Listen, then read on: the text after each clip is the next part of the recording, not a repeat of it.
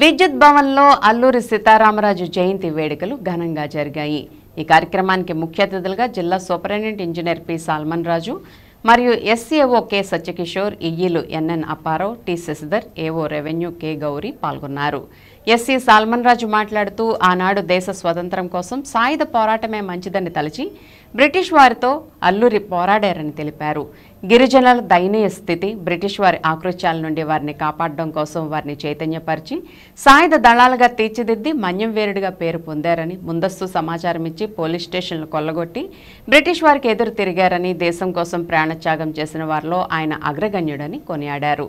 ఆయన చూపించిన స్ఫూర్తిని అందరం మన పని విధానంలో చూపించాలని, వినియోగదారులకు మెరుగైన సేవలు అందించాలని కోరారు.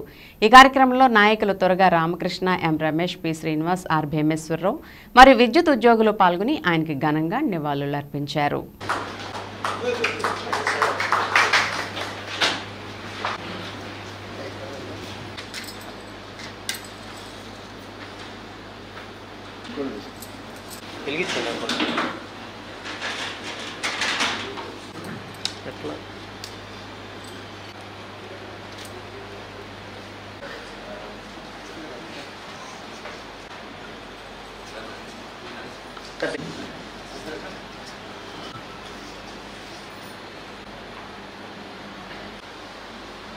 జోహార్ అల్లూరి సీతారామరాజు.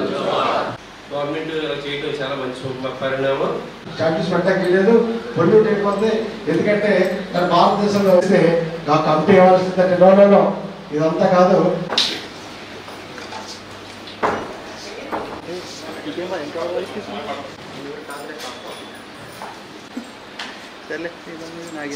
స్టెప్ బాగా చేసామన్నా. ఒక వ్యక్తి చనిపోయి మరి 102-103 సంవత్సరాలు అయింది. చనిపోయి 102 సంవత్సరాలు అయితే, పుట్టి 127 సంవత్సరాలు అయితే. అయినా వ్యక్తి గురించి మనం మాట్లాడుకుంటాం అంటే మరి ఖచ్చితంగా మన గొప్ప వ్యక్తి ఉంటాడు. భారతదేశంలో నిజానికి అనేక మహాత్ములు పుట్టినట్లు. దీన్ని అందుకనే మరి అలెగ్జాండర్ భారతదేశం మీద దండెత్తి వచ్చినప్పుడు మరి అక్కడ ప్రతి ఒక్కరు కూడా గురువు ఉంటాడు. ఎంత ఎటువంటి వ్యక్తికైనా కొన్ని విషయాలు కొంతమంది దగ్గర నేర్చుకుంటాడో వాళ్ళని గురువుగా భావిస్తాడో.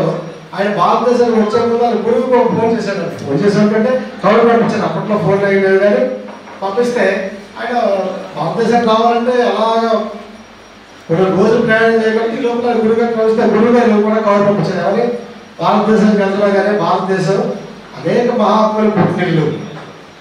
నువ్వు మరి ఏదో భారతదేశాన్ని జయించాలని అనుకున్నా కానీ ఆ దేశం అనేక మంది కర్మయోగులు, అనేక మంది గొప్ప వాళ్ళు పుట్టినారు. నువ్వు ఆ దేశం మీదకి వెళ్ళకుంటేనే చాలా మంచిది. సరే నువ్వు చాలా మొండోడు, మూర్ఖుడు కాబట్టి మరి ఆ దేశానికి వెళ్తావు కానీ ఆ దేశం మీద దండెత్తావు కానీ వచ్చేటప్పుడు ఒక మొత్తం మట్టి పట్టుకుంటారా, ఆ మట్టి కూడా చాలా పవిత్రమైందని మరి ఆ గురువుగా చెప్తాడు.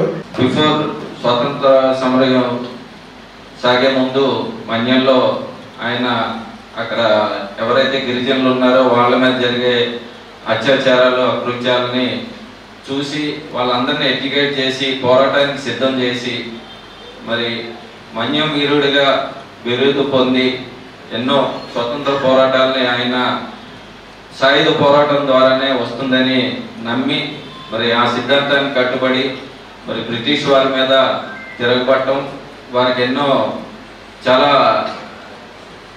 వారిని ఎదుర్కొని కష్ట నష్టాలను పెట్టి మరి బ్రిటిష్ వారిని గడగడలాడించిన వారిలో ఆయన కూడా ఒకరు. మరి ఈరోజు ఆయన జన్మదినాన్ని మనం ఇంత ఘనంగా జరుపుకుంటున్నాం. తమ జీవితాలను త్యాగం చేశారు. మరి అల్లూరి సీతారామరాజు గారు అయితే అతి చిన్న వయసులో 27 సంవత్సరాల వయసులోనే ఆయన దేశం కోసం ప్రాణాలు అర్పించడం అనేది మనం ఆ స్థాయిలో కాదు కానీ మన వర్క్లో కానీ మన సమాజం పట్ల కానీ బాధ్యతగా పెరగాలని, ఎలాంటి వ్యక్తులను స్ఫూర్తిగా తీసుకుని సాధ్యమైనంత వరకు సమాజంలో బాధ్యతగా మెరగాలని నేను తెలియజేస్తున్నాను. అంతకుమించి వారికి ఇచ్చేటువంటి ఘనమైన నివాళులు ఏది లేదు అని ఈ సందర్భంగా తెలియజేస్తుంది. ఈ అవకాశం ఇస్తున్నటువంటి ఇలాంటి కార్యక్రమాలు లేవు కానీ స్వాతంత్ర సమరయోధుల్ని గుర్తు చేసుకునే కార్యక్రమంలో గవర్నమెంట్ ఒక 5 సంవత్సరాల ముందు నుంచి పెట్టింది.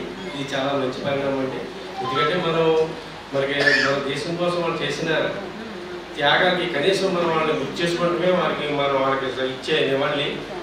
కాబట్టి అందరూ కూడా వాళ్ళని ఆదర్శంగా తీసుకుని వాళ్ళంత ఆదర్శవంతంగా చేయకపోయినా మనం ఎదుటివాడికి అన్యాయం చేయకుండా